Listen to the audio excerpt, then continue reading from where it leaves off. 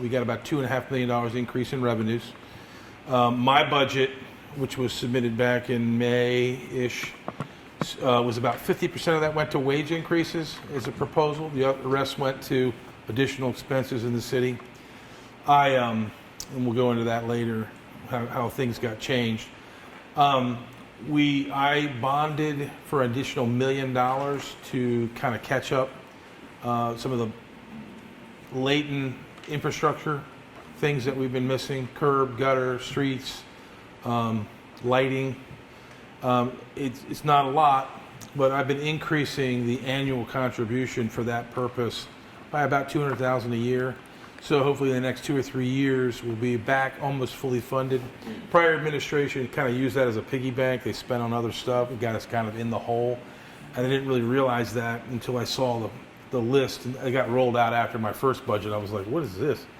And realized there were a bunch of streets on there that had been on there for a number of years. So that's a good thing. So I think we can catch up. In addition to that, we're going to be able to we were bonding for a little bit additional. Our debt services, our debt is in good shape. We're relative to our income, we're in good shape.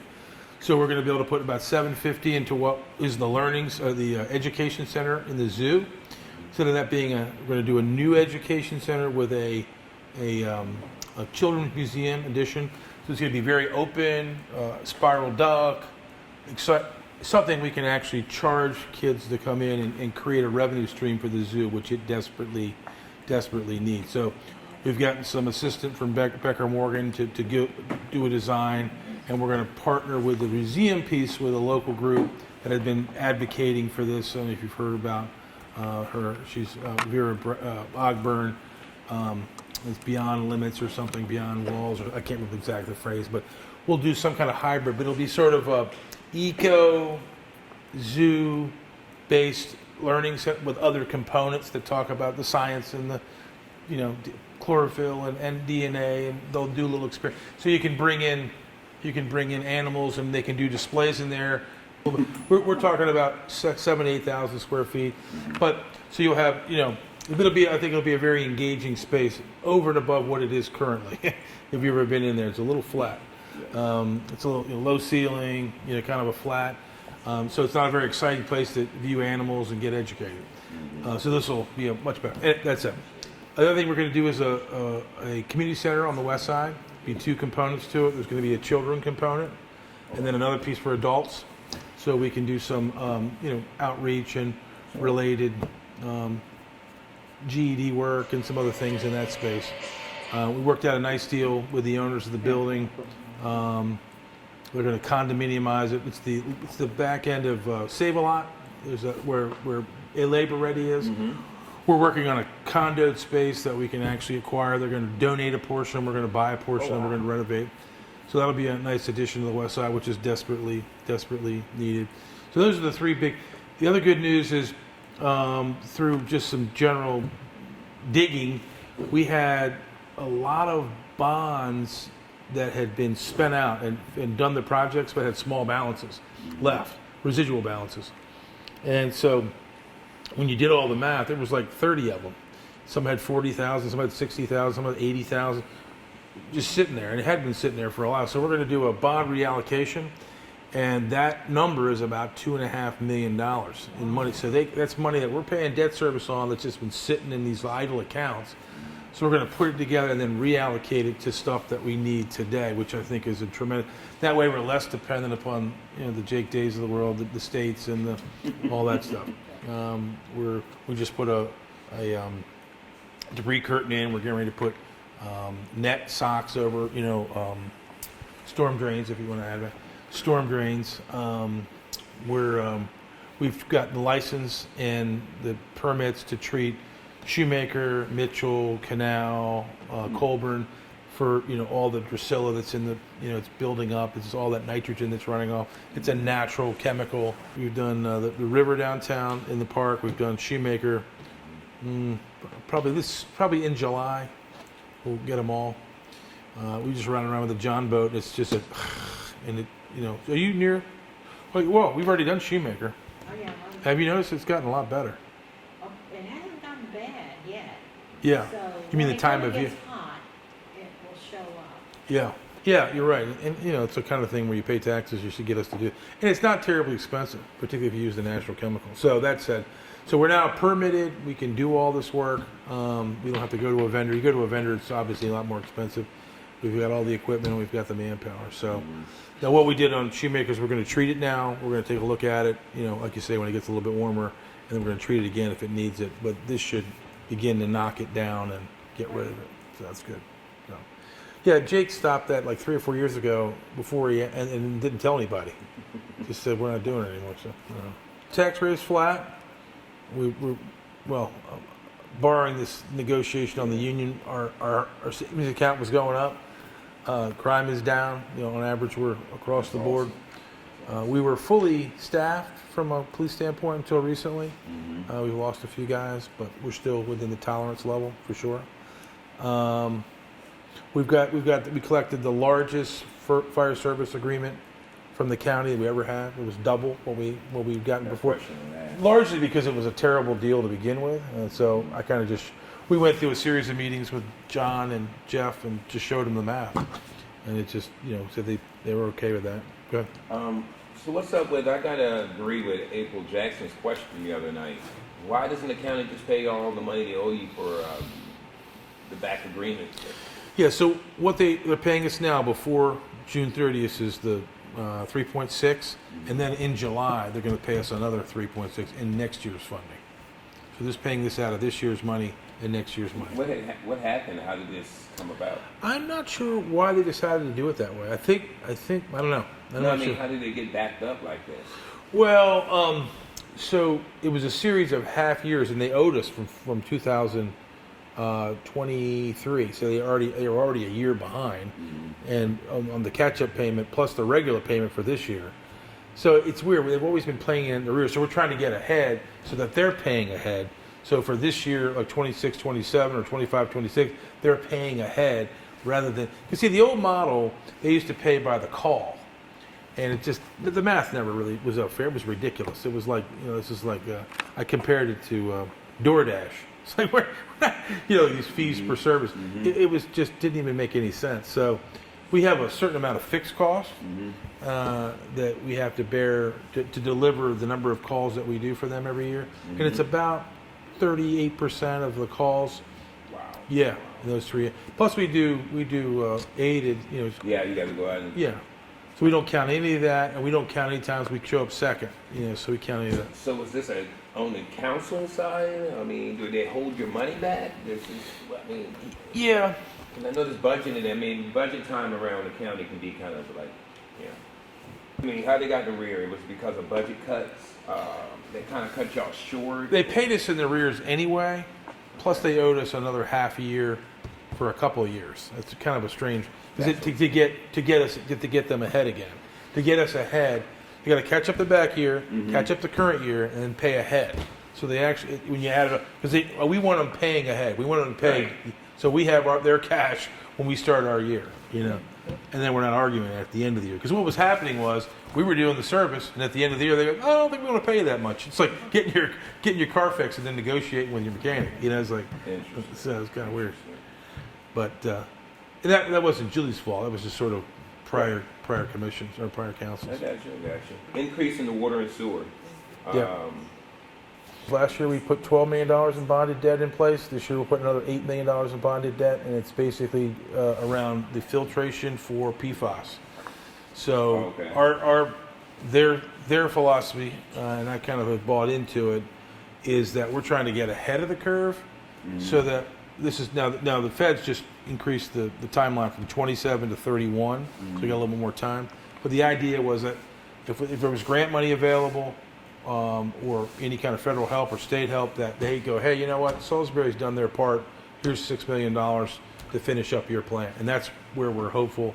And that's kind of been our consultants' jibe on the whole thing, and so that's kind of the path we're going on. So this will affect just the sewer and water bill, but not the trash. Now we have a $5 increase in trash because of the tipping fees. But yeah, but when you look at our I think it'll be now $81 instead of $75 or $80 or whatever.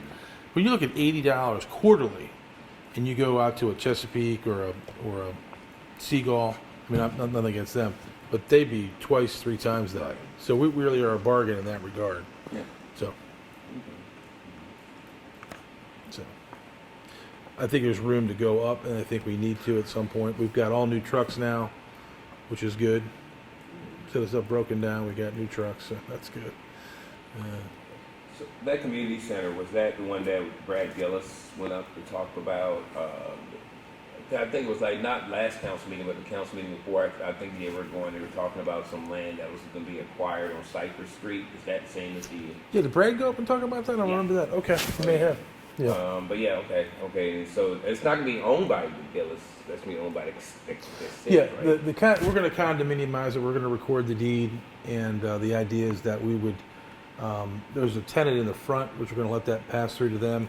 So we might do a lease for a couple of years, but we'll have a purchase agreement in place, already. So we might close on it a little later, but we'll do the fit up and have an agreement. So the idea is we want to own the asset. We don't want to be a first right of refusal. We want to have the option to purchase. So. Do we have any more questions?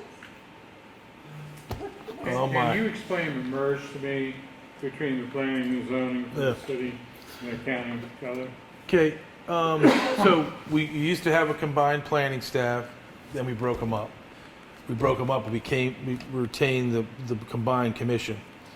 About 6-7 months ago, Julie kind of said, hey, listen, most of the cases are city cat cases, and to be honest, they're tying up their staff for stuff, although anything built in the city is benefiting the county. So I kind of went to task over that, but it came a point where she just didn't want to stay together.